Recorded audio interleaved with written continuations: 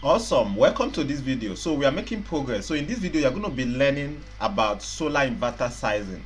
So how do you decide the capacity of inverter that you can use to power a client's load demand? How do you decide that? How do you determine an inverter size that is going to be enough to power a load demand? Okay, so when we did our load assessment, I told you that the most important data we need on the load assessment is the total load in watts and also the total daily energy consumption in watts. So once you have all those information, you are good to go. So starting with sizing of inverter, we are going to work with the total load in watts, and what we got on our load assessment was 4050 watts. So that is what we are going to be working with.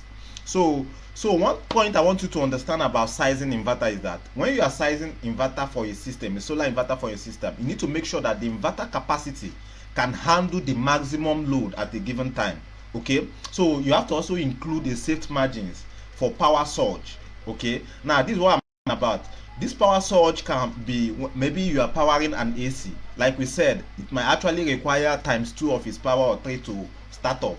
Okay, or you are powering a refrigerator or some of these appliances that has startup current, that has surge doing startup current. So you need to give allowances, need to give margin for all these devices. So that is how you can be able to size your inverter properly without having an issue. Being able to size your inverter to be able to power the maximum load at a given time. That at a given time means what I'm telling you, that even though they decide to on all the appliances in the building at once, your inverter should be able to power it and also give room for that in surge powers. Okay, with this before me walking you through on how to size or how you can do the calculation to come up with the size of inverter that is going to power your system properly, I want to point to you how you read inverter. So inverters rating. So let's look at inverters rating unit. So you need to understand different ways inverters are rated. So if you see inverters, you'll be able to translate the capacity. You'll be able to understand what capacity it is, or whatever information that is written on inverter, you'll be able to understand it. Very, very important before you can even talk about the sizing. How do you read inverter ratings? How do you read inverters, to know the capacity, to know the functionality, to know what it can do? So one thing you need to note is that inverter systems are rated in voltage. Depending on the voltage of system you want to build will determine the inverter you choose. So the system voltage, the inverter voltage you choose will determine other appliances, your battery, your solar panels, your charge controller. So that is why inverter is the first thing you choose. Once you choose your inverter, you can now make decision on other materials and all that. So inverters are rated in voltage. So depending on the type of system voltage you want to build will determine the type of inverter you go for. So another thing you need to know that is that the inverter capacity, inverter capacity can be rated in VA, which is volt amps. You can hear 700 or 900 VA, 1000 VA and all that. So inverter can also be rated in kilovolt amps. So you can see an inverter is rated in kVA. You can see inverter rated in VA or kVA. So inverter also can be rated in watts. So you can see inverter rated in watts, 1000 watts, 2000, 5000 watts, 10,000 watts. So these are different ways inverters are rated. Now what you need to know is that there are some conversions. For example, if your inverter is rated in VA or kVA, for you to really know or understand the capacity of that inverter, to also know whether it's going to size your maximum load, your total load, you need to really convert it to the parameters that you are working with. That means if your inverters are sized or are rated in kVA, you need to be able to convert it in watts. Because the parameter we are working with here is wattage. With that, we'll be able to know, so this is actually the capacity of the inverter in wattage. Now this is our load in wattage. We'll now know how to add our margins and all that, but everything should be on watts. So when you are doing your system sizing, everything you are working with should be on the same parameter. So in this situation, we are working with wattage. So wattage is the rating of energy we are working with here. So how do you convert VA to kVA? How do you convert kVA to VA? That's what I want to walk you through. It's very, very important. So on doing this, to convert voltage ampere, which is VA, to kilovoltage amperes, divide the VA by 1000. The formula is kVA equals to VA divided by 1000. So if you do that now, if I want to convert 1000 VA to kVA, just divide it by 1000. So if you do that now, we'll be having, whenever you have 2 kVA, you are having, whenever you have 5000 VA, you are having 5 kVA. Whenever you are having 7500 VA, you are having 7.5 kVA. So VA to kVA is 1000 in proportion, 1000. Okay, so in that proportion, if you also have 5000 VA, you also have 5 kVA, right? If you divide 5000 VA by 1000, will be having 5 kVA. So that is how you convert VA to kVA. So we have concluded that. Now, another thing else I want us to understand is also how do you convert watts to VA. Very, very important. Okay, if your system is rated in VA, how do you convert it to watt? Or if your system is rated in watt, how do you convert it to VA? Very, very important. So on that regard, you need to understand that watt is higher than VA. A lot of people also do it in approximately, or they do it in approximately to 1000. No, but you need to understand that watt is bigger than VA when it comes to inverter capacity. So when you see an inverter rated 1000 watts and another one rated 1000 VA, the one rated 1000 watts is more higher than the one rated 1000 VA, and here is why. Okay, so if you want to convert watt to VA, you need to divide the wattage using a power factor.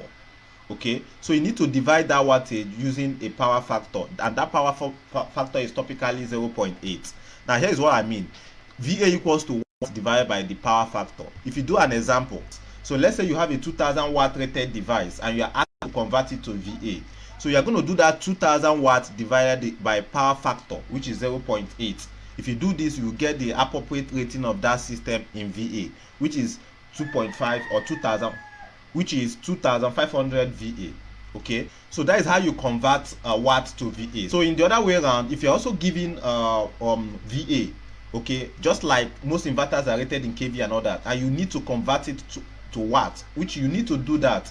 Okay, if you are doing your load sizing, you need to convert whatever rating you have, VA, kVA, you need to convert it to wattage to really know the capacity of the inverter. So if you are given in that situation, you still do the same thing. To convert VA to wattage, you need to multiply VA using the power factor. In this case, you multiply. If you want to convert watt to VA, you divide. But if you want to convert VA to wattage, you multiply. And an example is this. So if you want to, if you want to convert a VA, they gave us a VA, so we should convert it to wattage. What we need to do is to do the VA times power factor, which is always 0.8. If we do that, we'll be able to get our VA to wattage. And an example of that is that, let's say for example, our watt equals to, the amount they gave us was 2500 VA, and they asked us to convert it to watt. We do it times our factor. So these power factors are not something you work hard for. It's something that is generally obtained. It's something that is generally used. So you don't need to worry, how do I get my factor and all that. At most, a lot of people use 7, 8, or a lot of people use 9, but 0.8 is typically the power factor for converting VA to wattage. So if you come across a need for you to really convert your inverter rating to the proper rating you need for your sizing, you do that using this method. Okay, so I just want to point this out for you because it's very important to read inverter, to understand about system voltage. Okay, you don't need to mix them up, the system voltage, okay, the rating of the inverters and all that. You don't need to mix any of all these things up, because once you do that, it's going to affect the entire system sizing.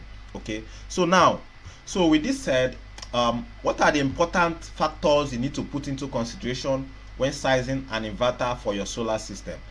So important thing you need to put into consideration when sizing your system is your total watt hour energy use. Okay, just like we calculated earlier, there are difference between your daily load consumption and total load. The total load is all about, okay, the device you are powering and the quantity of the device, the total of it, you get your total load. If you sum up all the total load for the device and their quantity, you get your total load. That is what you need, most important thing you need in sizing inverter. Okay, you also need your safety margin. That is what I said, for giving space for devices that has surge. Okay, if you are powering devices like fridge, AC and all that, you need to include the surge aspect. You need to consider it when sizing your inverter. Okay, so another thing you need to consider also the type of inverter.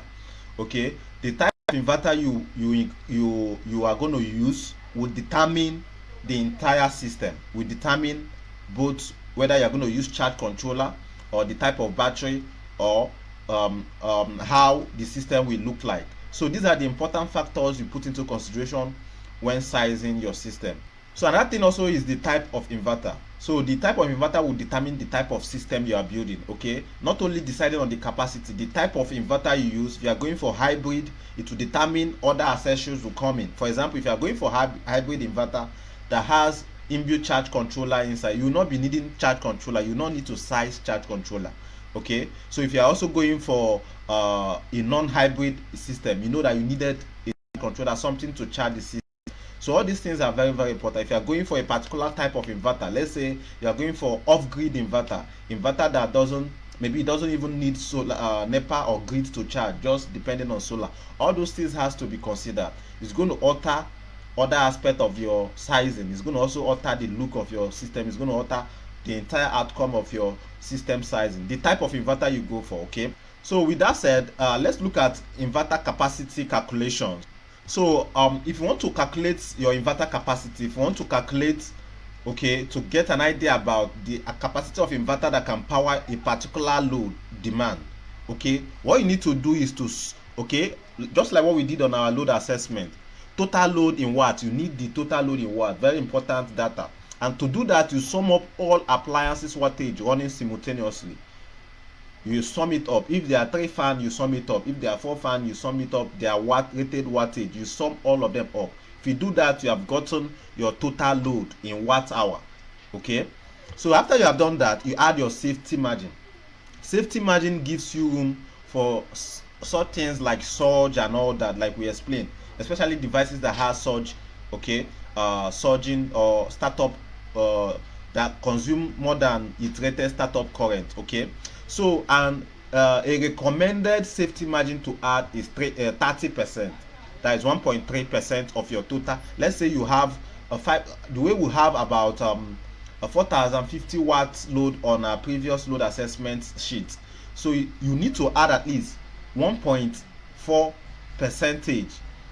Okay, 1.4, that is approximately 30% of your total load. You need to add it to your total watt hour load to be safer. That is your safety margin. This will take care of surges and all that thing that might occur, okay, when the system is running. Very, very important. If you are running a multiple devices that has startup current, it won't be bad if you even increase this percentage to 40%. Okay, now this is what tells you that normally inverters, even though you size an inverter, it's not good to size exactly the amount of inverter size. If you have a load of 1000 watts, you have to have a space. Give the inverter room to breathe in and breathe out. Okay, so if you are doing this now, working with our example, our energy auditing or load assessment we did earlier, we got our total load at 4050 watts. Okay, so if we want to do that, if we want to get our inverter capacity, what we can do is to add up our safety margin to this our total load, and we'll be getting 5265 watts. Okay, inverter size. And another thing we need to do, this is where all those conversion I told you comes in play. So we need to convert this thing now into, this is a wattage. Let's say you are going to look for the inverter in kVA, because mostly inverter in market, they're always rated in VA, kVA and all that. So let's say you want to get the exact size of the inverter in kVA, so you do the conversion, okay, by dividing the wattage by 0.8. so this size in wattage is equals to 6500 VA, which is at approximately 6.5 kVA inverter. That is actually what you need. So in a nutshell, so considering our loads, AC pumping machines and all that, so if you have, let's say we are sizing, if you look at in our load assessment, you find that there is pumping machine, there is fridge, there is ACs and all that. That means there is a lot of load that have such power there. So in this case, if you recommend the minimum capacity of inverter, I will suggest you recommend is 7.5 kVA. Now 6.5 kVA inverter will do this work. okay, but in a safer margin, in a safer system settings and design, recording at minimum of 7.5 kVA is ideal for this system. Okay, so this will be able to take care of if there are any need for surges from these devices or any spark in load or whatever. It's going to be properly handled. Okay, so also giving 10 kVA for this system is not a bad design, because it also gives it room for even upgrading and also accommodating loads that might be added maybe after installations and all that. Okay, but basically this is how you size inverter capacity for a solar system. Now remember, once this have done this, what is it called, the size of inverter you choose, you also need to make sure you choose the voltage of the inverter. What is going to be the system voltage? Your inverter voltage is going to determine the system voltage. Okay, so like we mentioned earlier, we have 12 volt, 24 volt. You can see inverter rated 36 volts. You can see 48 volts down to 6 volt and all that. But basically you find most inverters, okay, most inverters that are used for commercial, maybe not industrial and other, mostly commercial used inverters are rated mostly at 48 volt, 48 volt, 24 volt, 12 volt. Okay, so in this case, since the system is a very big system, you're going to be going for a 48 volt system. Okay, if it's a small system, you can go for 12 volt or 24 volt.